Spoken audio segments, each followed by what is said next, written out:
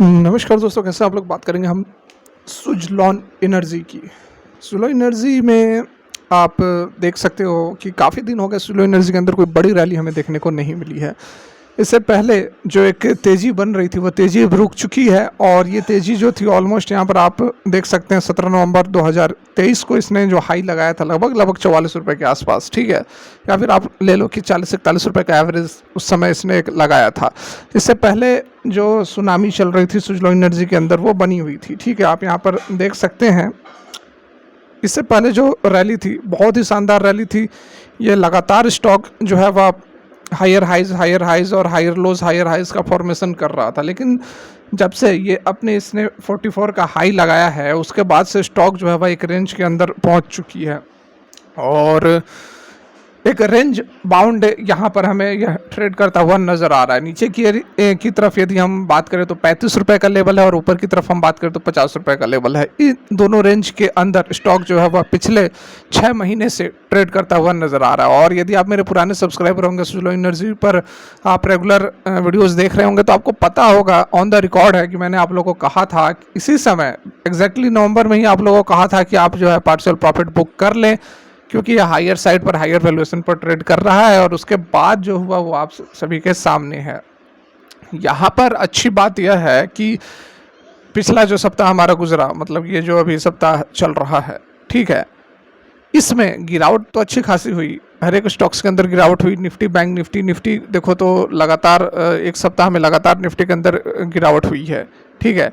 और power sector के अंदर भी गिरावट हुई है, लेकिन उसके बावजूद जो है सुज़लॉन एनर्जी के अंदर गिरावट नहीं हुई है। इसे हम गिरावट नहीं कहेंगे। आप देखो पिछले 5 दिनों की यदि हम बात करें तो ये 4 दिन 5-6 दिन, मतलब कि कोई खासा असर जो है सुज़लॉन एनर्जी के अंदर देखने को नहीं मिला है। जो भी यहाँ पर मार्केट के अंदर अनसर्टेनिटीज़ या फिर जो भी इलेक्शंस को लेकर, प्रेडिक्शंस को लेकर जो भी मार्केट के अंदर गिरावट हुई है उससे सुज़लॉन एनर्जी को कोई फ़र्क नहीं पड़ा है। ये तो अपने रेंज में ही ट्रेड कर रहा है।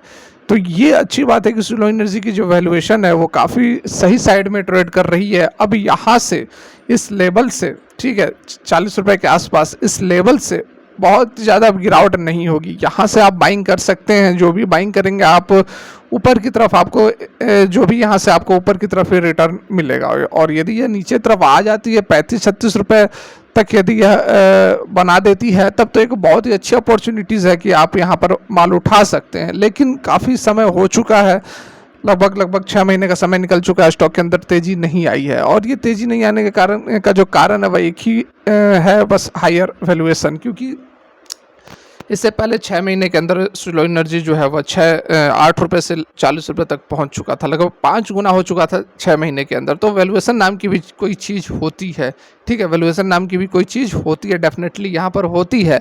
और यही चीज़ मैंने आप लोग को काफ़ी दफ़ा बताने की कोशिश की, तो बहुत सारे लोग वारी रिन्यूएबल वगैरह का एग्जाम्पल दे रहे थे कि वो तो लगातार 8 गुना 10 गुना हो गई है और अभी भी भाग रही है। तो उसको मैंने बताया था कि किस तरह से वो स्टॉक और ये स्टॉक में बहुत ही ज़्यादा अंतर है, ठीक है। आप सिंपल यहाँ पर आप समझ लो, कोई भी एक स्टॉक ले लो, कोई भी एक स्टॉक ले लो, ठीक है, एसबीआई ही ले लो। एसबीआई जैसे कि अभी 800 रुपये पर ट्रेड कर रही है। यदि वो अगले 6 महीने के अंदर 5 गुना, मतलब 5 8 40 4,000 पर पहुँच जाती है, तो क्या आप उसको एक्सपेक्ट करोगे कि अब और वह उसके अंदर तेज़ी आएगी?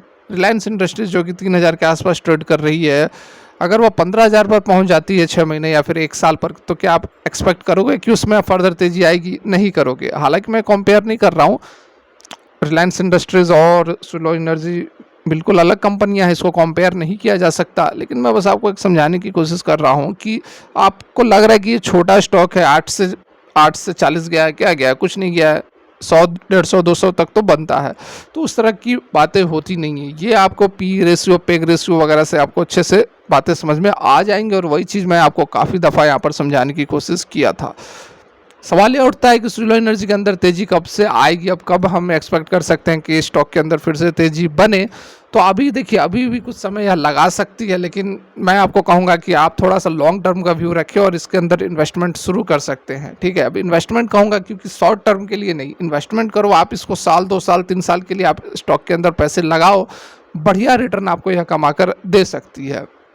बात करें खबरों की कि क्या खबर यहाँ निकल कर आ रही है, तो काफ़ी अच्छी पॉजिटिव अपडेट है। जैसे कि यहाँ पर आप देखें, देख सकते हैं अभी अभी की अपडेट निकल कर आ रही है daily news wrap, India added 1.2 gigawatt wind capacity in Q1 2024। और बिल्कुल लेटेस्ट अपडेट यहाँ पर मैं आप लोगों को देता हूँ। देख सकते हैं आप 10 जनवरी 2024 की अभी की यह खबर निकल कर आ रही है। क्या है तो इंडिया ने 1.2 gigawatt of new wind energy capacity को ऐड किया है in the first quarter of 2024। कितना अधिक है तो यहाँ पर आप क्लियर कट देख सकते हैं 56%। ठीक है, 56% की तेजी है वाई ऑन वाई के बेसिस पर। 737.9 मेगावाट से बढ़कर यह कहाँ तक पहुँच गया है तो गीगावाट तक पहुँच चुका है। देखिए यहाँ पर आपको फर्दर डिटेल अभी सामने नजर आएगी। कम्युलेटिव विंड कैपेसिटी की यदि हम बात करें मार्च 2024 की तो वो है 45.9 गीगावाट। ठीक है, जो कि पिछले साल 44.7 गीगावाट था at the end of the Q4 2023। The growing need of energy renewable energy generation and capacity utilisation factor CUF जिसको हम कहते हैं, उसके अंदर काफ़ी तेज़ी निकल कर आई है। और विंड सोलर हाइब्रिड प्रोजेक्ट्स जो है वह नेशन वाइड में बहुत ही बढ़ चढ़कर काम करते हुए नज़र आ रहे हैं। तो यहाँ पर आप देखें कि बहुत ही ज़बरदस्त तरीके से जो पूरा का पूरा मामला नज़र आ रहा है। आप यदि डिटेल में देखोगे तो आपको सारा कुछ यहाँ पर समझ में आ जाएगा। 1.2 गीगावाट का जो है न्यू विंड एनर्जी कैपेसिटी को ऐड किया गया है Q1 के अंदर। 56% की तेज़ी है। 737.9 गीगावाट से बढ़कर 1.2 गीगावाट तक पहुंच चुका है। किसके द्वारा ये जो डाटा कहां से आया है तो मार्कॉम इंडिया रिसर्च के द्वारा। क्यूमुलेटिव विंड कैपेसिटी जो मार्च 2024 में वह 45.9 पर स्टैंड कर रही है। ग्रोइंग नीड वगैरह ये सारा हमने डिस्कस किया ही था। Q1 2024 has installed surge by 109%। ठीक है, 109% की तेजी आई है as obligated entities typically at higher capacity in last quarter. और ये जो आप देख रहे हैं 109% की तेज़ी, ये क्वार्टर के बेसिस पर बताया गया है। यहाँ पर आप पूरा का पूरा डाटा जो है आपके सामने अवेलेबल है। विंड एनर्जी के अंदर किस तरह से एडिशंस हुए हैं, किस तरह से कैपेसिटी एडिशंस हुए हैं। तो देखिए मार्च Q1 2023 में, फिर Q2, फिर Q3, फिर Q4 और Q1 2024 में। ठीक है, तो यहाँ से आप यदि आप क्वार्टर के बेसिस पर कंपेयर करोगे तो Q1 2023 से Q1 2024 में जो इजाफा है लगभग 109% का इजाफा हो चुका है। मतलब कि दोगुना यहाँ पर एडिशंस हुए हैं।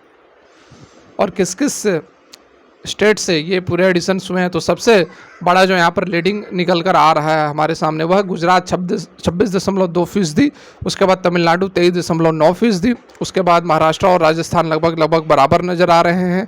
मतलब थर्ड नंबर पर कर्नाटका है 13.5%, उसके बाद महाराष्ट्र और राजस्थान जो 11.6%, उसके बाद आंध्रा, MP, केरला वगैरह वगैरह बच रहे हैं। ठीक है, तो देख सकते हैं बहुत ही ज़बरदस्त यहाँ पर धमाकेदार एडिशंस हुए हैं। तो फ्यूचर तो ब्राइट है, इसमें कोई डाउट नहीं है। लेकिन थोड़ा सा वैल्यूएशन का है, वैल्यूएशंस इसके थोड़े से डाउन हो जाएंगे, उसके बाद फिर से ज़बरदस्त तेजी हमें स्लो एनर्जी के अंदर देखने को मिलेगा। फिलहाल के लिए वीडियो यहीं तक अच्छी लगती है लाइक करके हमें मोटिवेट जरूर करें। चैनल को सब्सक्राइब कर सकते हैं ज़बरदस्त जेन्युइन कंटेंट के लिए। Thanks for watching, have a great day.